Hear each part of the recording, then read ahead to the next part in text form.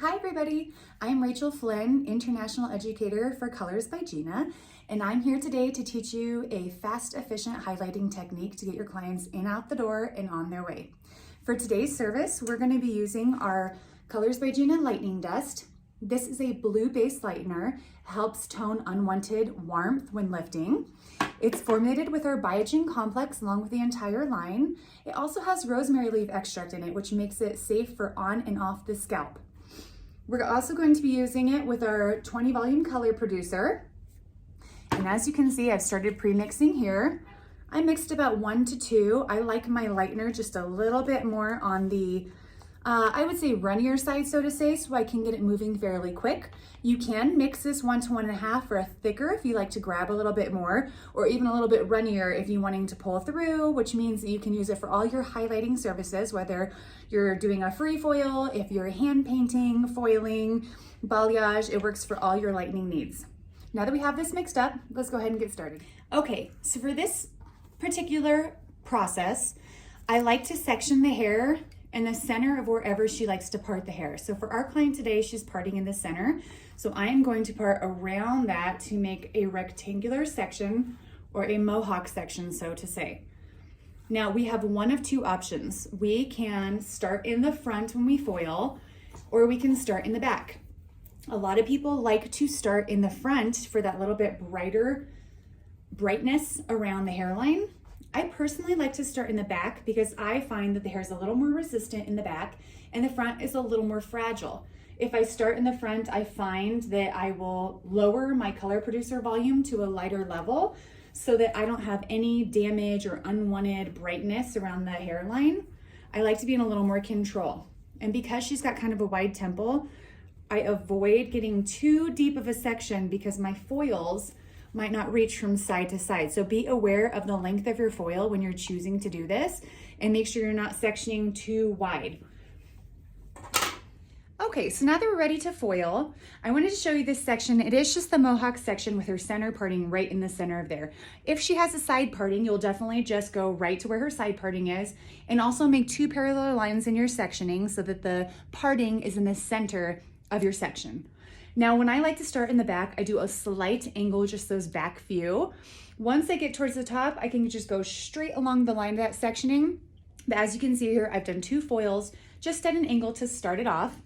And as I go up the hairline, I can then start to go into the center. So making it just right with my sectioning here. And I like to do a thin parting and a kind of thin weave, so to say. This is part of your consultation with your client. If she's wanting more obvious highlights, more dimension, you can do a higher weave, a bigger weave. If she's wanting more of a natural grow out, then you would do more of a finer weave, smaller sections, smaller weaves. I always take my brush and turn it on its side and feather up at the root. That helps me get it really close to that section. It helps me get it a very clean, nice grow out. There's nothing worse than having a client say, oh, it looks like I have grow out as soon as I left the hair salon. You want your clients to know like they have fresh highlights right as close to the root as you can get it without any kind of bleed lines. As you can see, I have just a section of partings here. My weave is somewhere between a fine and heavy.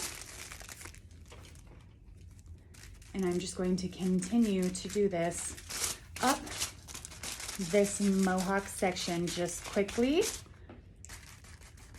And again, feathering through the top.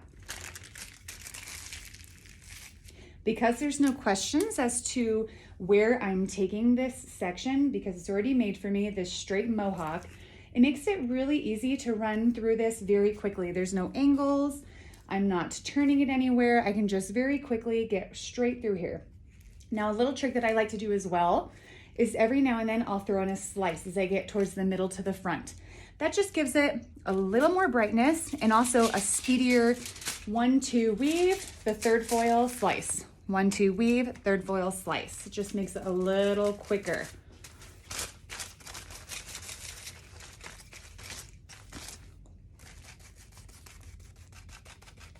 And I'm going to continue with this all the way up through the head.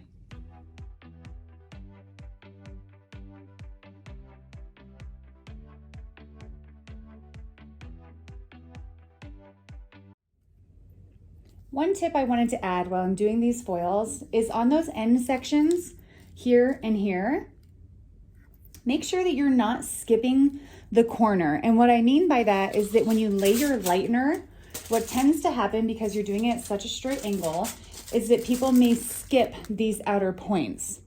Let me show you what I mean. If you put this on here, get this particular foil lightened. Now, when I go back up to foil to feather this up to the top, don't forget this piece and this piece, because people tend to go straight in and then they skip those little outer corners, especially when you get closer to the hairline where the head is curving more at an angle. It's very easy to skip those pieces and end up with kind of a grow out line, so to say, on that section. So make sure you're very aware of your corners when you're getting to those edges, especially around the hairline.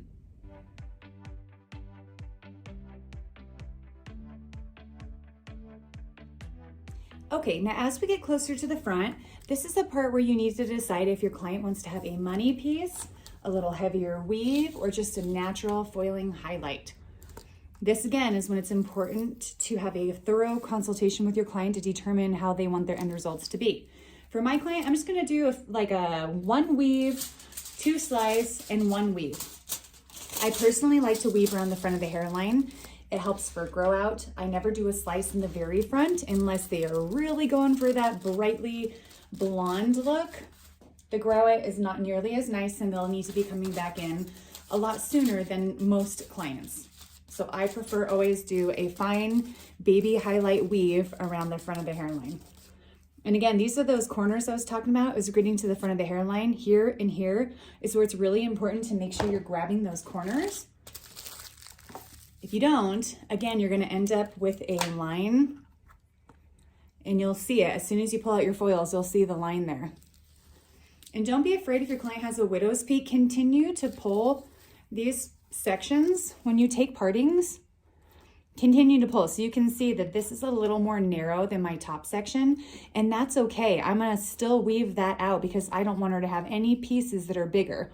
Don't skimp around the front of the hairline. Don't rush.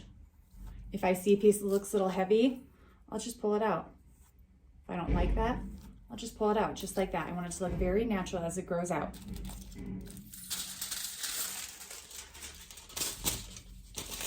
Now you may be wondering why I'm not crimping the edges of my foil as well.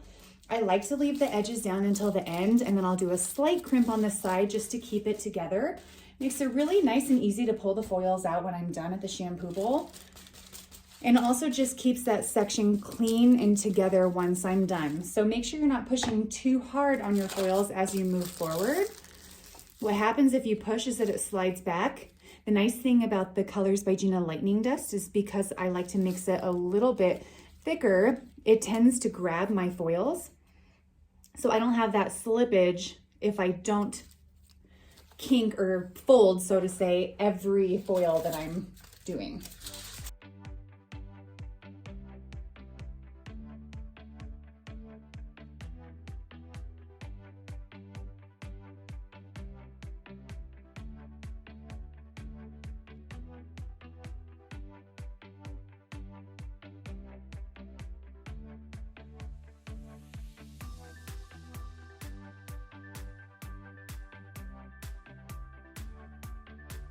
Okay, now what I mean by turning that foil up, so now that I'm done the end, I will just take the edges here and just lightly fold them, just like so. And you can kind of see, because I crimped this here, I can see the hair that I've already done, and I still have that clean section on the side where I know where my next section is going to begin. I do the same on this side.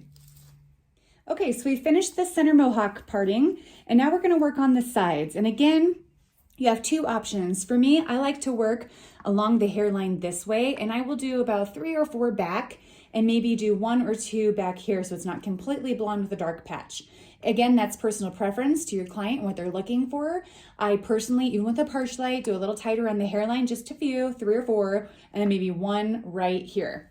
The second option is to weave horizontally, where you pull this way. You can either slice or you can weave if you're wanting to cover more ground in the side section here, if they're wanting more blonde. It's a quick, efficient way. For me today, I'm just going to be doing a few right around the hairline vertically, and I'm going to do 3 or 4 around that front hairline and then do that last section like I was talking about. And again, this hair in the front, just like to weave so that it grows out nicely, just about like so, okay?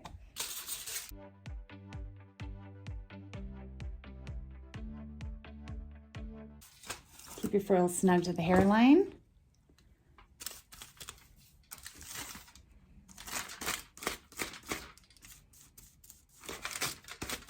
If you're worried about slippage, especially around the front, just start a little lower when you start to feather, and then feather it back in once you get that foil to stick. Sometimes it can be a little hard with those tiny pieces around the hairline, so just stick right a little lower, like a good 1/4 inch down from where your hairline is, and then go feather back up, and that works great for slippage.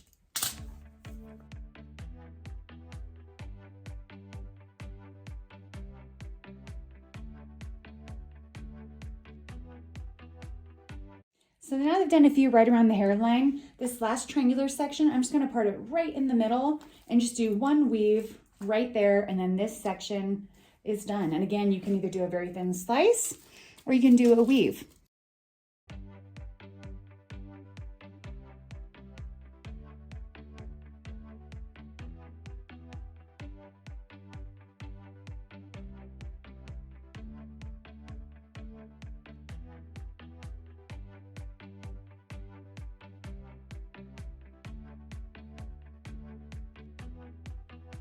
Now that this section is done, we will repeat on the other side. Okay, as you can see, our client is foiled and she is going to now process for 20 to 30 minutes, or I will check on her frequently to see how she's lifting. And when she's ready to go, we'll rinse and we'll move on to phase 2. See you soon. Okay, so we've lifted my client to the existing color.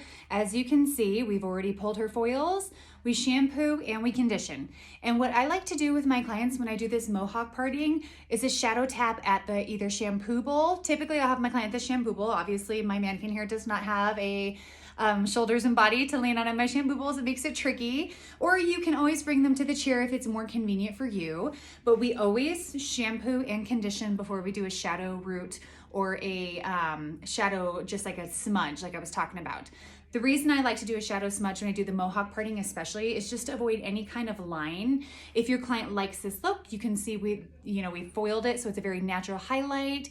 She can definitely wear this and be ready to go. It's personal preference. For me, I just like to do a smudge just right at the root, the new growth area, just so that it grows out a little bit nicer and you see no line. It just softens it just enough that I think your clients will be more appreciative and really like the lasting results.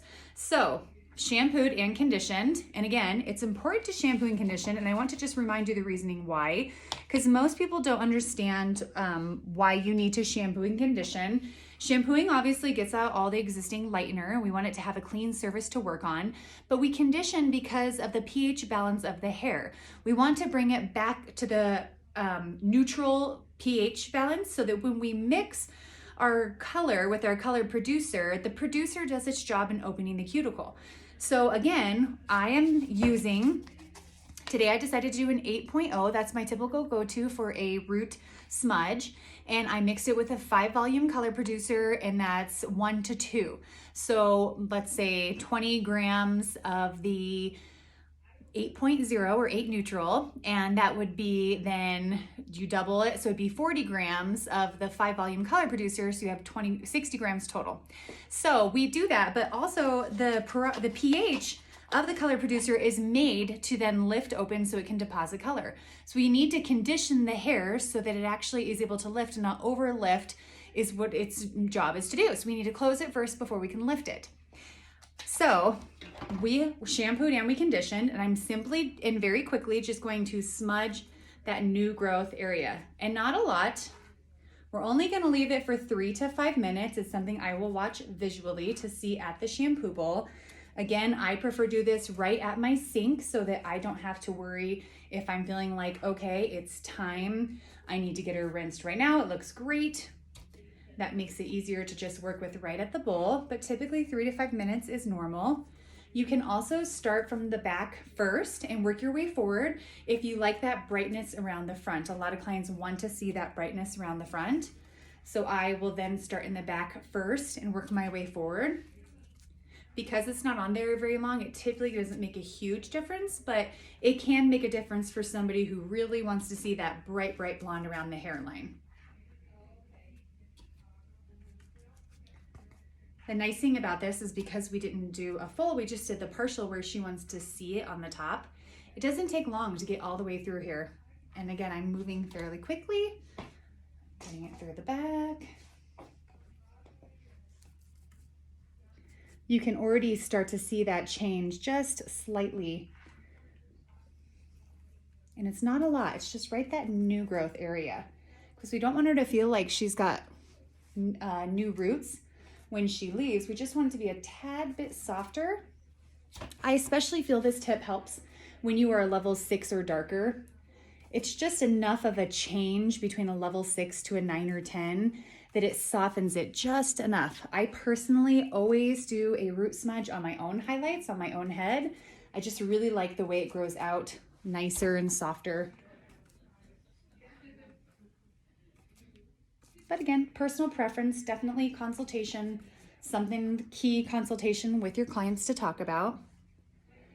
Make sure you educate your clients as well. A lot of clients don't know what a root smudge is. A lot of people don't know what balayage is or foil or, particular highlights or lowlights. It's our job to make sure that they understand what we need to do to also give them the most beneficial results for them as well, right? They might come in here and think, okay, well, I just went in and out quick. How long is that going to take? How much more is it going to cost me? But if their end results are an easy grow out that they want to have long lasting without a lot of effort in between or money in between, then, you need to be upfront and tell them the expenses and tell them the process and let them know that this is a quick process. It's something that is a little more long lasting. It helps them with their grow out. So, usually once you get them to understand, it helps them feel more secure in what you're doing at the bowl since they don't really know and they're just trusting you.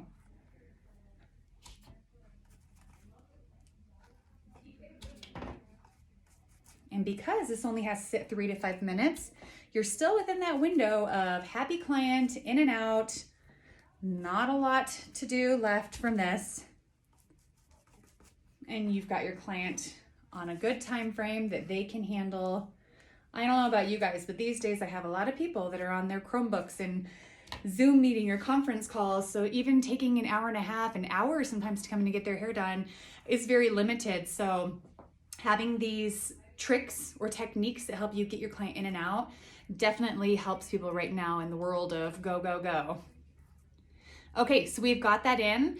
At the shampoo bowl, I would sit and watch it for 3 to 5 minutes. After I visually see, yep, it's just softened enough where I like that it just kind of smudged that line, then I will again shampoo, condition, and then take her to dry and style. So I'll do that next. I'll see you soon. Okay, so here's our end results after doing the root smudge at the bowl. You can see it just softened that line just ever so gently so she doesn't have a crazy line of demarcation.